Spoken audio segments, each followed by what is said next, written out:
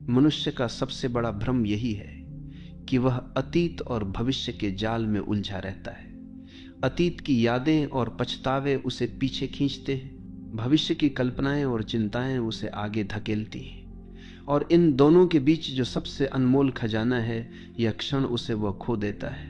यही कारण है कि जीवन अक्सर भारी लगता है। पर यदि कोई रुककर यह देख ले कि असली जीवन केवल इसी पल में धड़क रहा है, तो उसके भीतर से बोझ मिटने लगता है। जो बीत चुका वह अब केवल स्मृति है। स्मृति कभी बदलती नहीं, पर उसमें उलझकर हम स्वयं को बार बार उसी पीड़ा में डालते रहते हैं। हम सोचते हैं कि काश ऐसा न हुआ होता, काश मैंने ये कहा होता, काश मैंने वह निर्णय लिया होता। यह काश जीवन को भारी बना देता है, लेकिन गहराई से देखने पर स्पष्ट होता है कि अतीत पर कोई नियंत्रण नहीं है।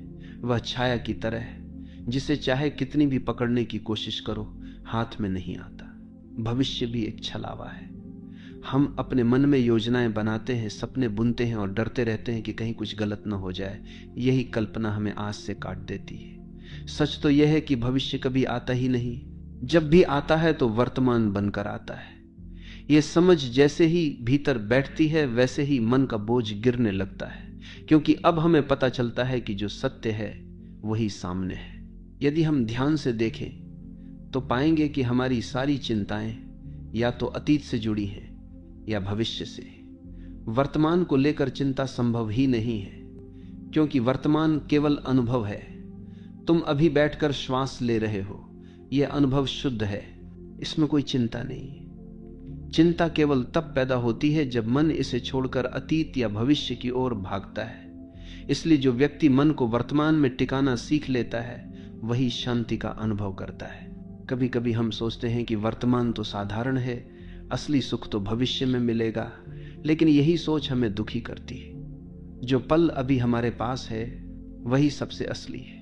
यदि इसे साधारण मानकर छोड़ दिया तो हमने जीवन को खो दिया। गहरी दृष्टि कहती है कि यह क्षण अनमोल है, इसमें संपूर्ण ब्रह्मांड का सौंदर्य छिपा है। केवल हमें देखने की कला सीखनी है। जो लोग वर्तमान में जीना सीख लेते हैं, उनके जीवन में सहजता आ जाती है।